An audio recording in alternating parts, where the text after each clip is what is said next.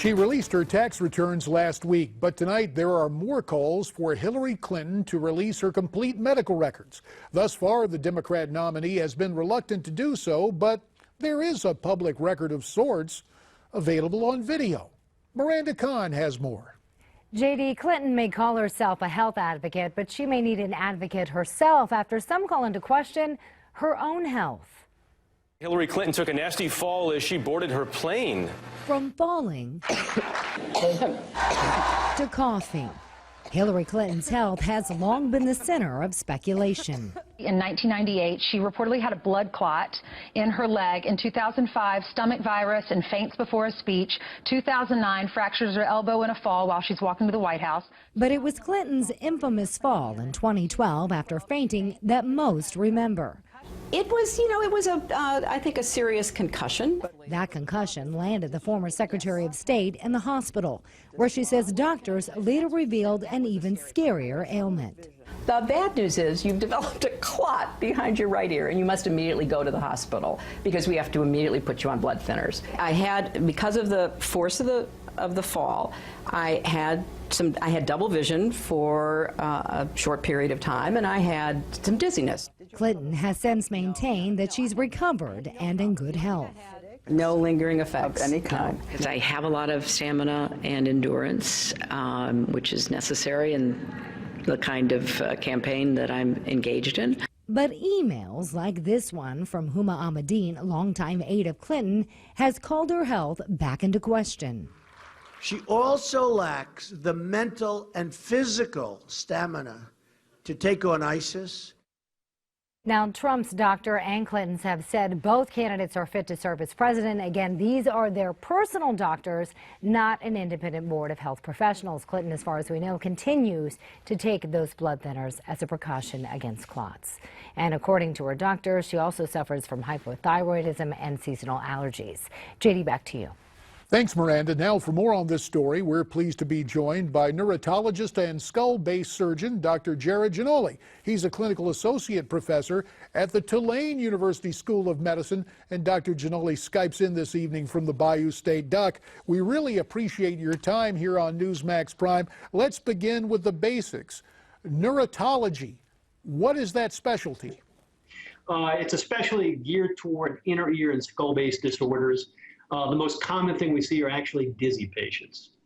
Well, against that framework of what you have studied in terms of medicine, what you specialize in, obviously here on Newsmax Prime, we specialize in politics.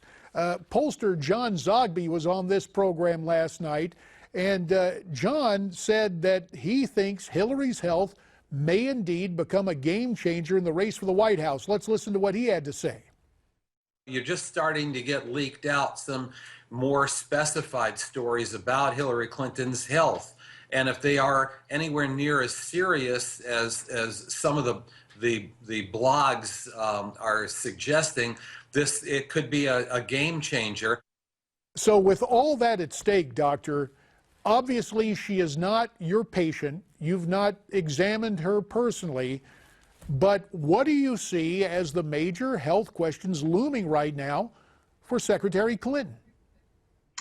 Well, thank you, Congressman. I think the biggest issue, there's lots of speculation on what may be going on with Ms. Clinton. But the one thing we do know is she's had 3 episodes of blood spontaneously clotting in her veins, which means she's got a hypercoagulable state. And more importantly, one of the clots blocked off half of the drainage of blood from her brain, which causes an increase in intracranial pressure.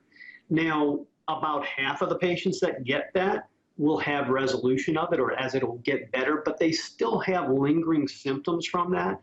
Problems with brain fog, difficulty concentrating. They'll have balance issues.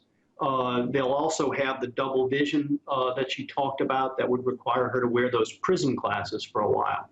The other thing we know is that she had a concussion. We don't know how severe the concussion was. We don't know whether she had post-concussive testing that is required of all high school athletes. And I think the biggest concern I have is there's a lot of unknowns. And those things that they do let us know about are very concerning. So where I need to know what else is going on. And I hold the media as negligent in their duty to find out what's going on with one of the major political candidates running for president.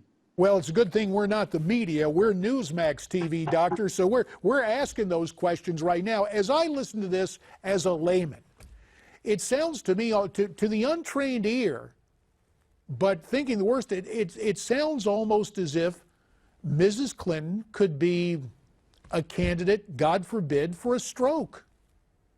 Well, that would be an extreme case. If you, for example, one of the reasons she's on Coumadin, which is a blood thinner, is to prevent that from a clot from going over to the other side. If the other side, and we're only talking about a few millimeters or a centimeter, if it blocks off the other side, then she'll get really severe problems with intracranial pressure, and she could die from it. And seizures are certainly a forbearance to that. But the bigger issue is she's going to have cognitive issues if that is the scenario. And as a voter, I would like to be reassured that that's not a problem. And Doctor, as you're offering these comments, we are looking at video supplied by the Washington Free Beacon of all of her coughing fits that she's been subject to in public interviews and in public forums. Also, sadly, she's had those stumbles that have existed there. But, you know, it is a difficult situation. And the bottom line is you're telling us we are not getting all the information we need. So I guess the basic question is this: to put your mind at ease, and in terms of putting our mind at ease, what does she need to make public? I think we need to see the report from her neurologist. I think we need to see the report from her ophthalmologist. And I also think we need to see some sort of post-concussive testing that's been done. I guarantee you, if the same scenario was with Mr. Trump, the media would be all on top of that, demanding that he release the medical records. I don't know why, other than that the media, the major media is, you know, very favorable for Mrs. Clinton, but this is something that is important regardless of who is a political candidate. But those three things would go a long way. They may raise a whole bunch of other questions. She may not have followed through with treatment, who knows? But it's something that it should be brought to light. And it was interesting, Bill Clinton, of all sources, was talking publicly about her health. But you know, you mentioned what's going on in the media, Doctor, and it is worth noting that it did come up, even though Mrs. Clinton has not been doing press conferences. She did sit down for a podcast with someone very friendly to her campaign, throwing softballs last week. And the way the question was couched, it was like this: how do you keep up the pace, and how does it affect you? And against that backdrop, let's listen to almost a campaign scripted answer.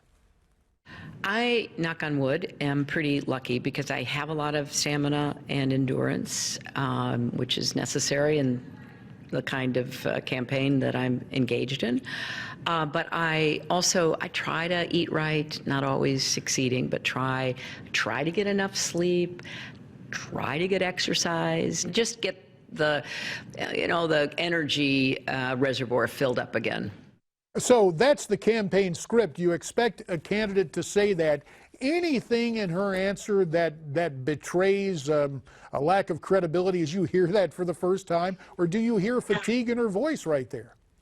Yeah, you know, and I guess the bigger issue is when someone has an issue like this and they're running for president, they have a significant motivation to hide any symptoms they will have.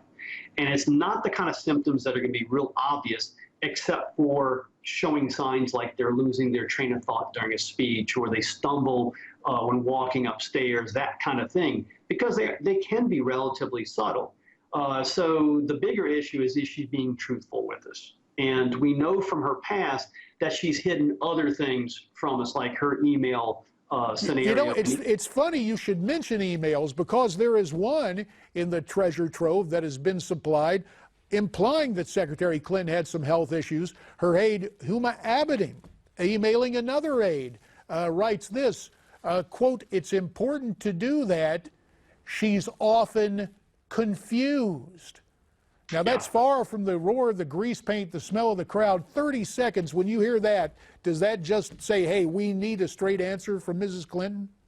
Absolutely. You know, back when the primaries were starting, I told all my friends, Mrs. Clinton will not be the Democratic nominee because her health's not going to hold up. And that's based on what I knew about her then. And all these little episodes are just renewing my concern about her health. Duly noted. Dr. Gerard Gianoli, tonight from Louisiana, where you're an associate professor at Tulane School of Medicine. Thanks for telling us a little more about neurotology, about your practice, and about your concerns concerning the campaign and the candidacy of one Hillary Clinton. It's been great to have you on tonight, Doctor. Thanks for having me on. Now, when we come back, 39 years after the death of Elvis,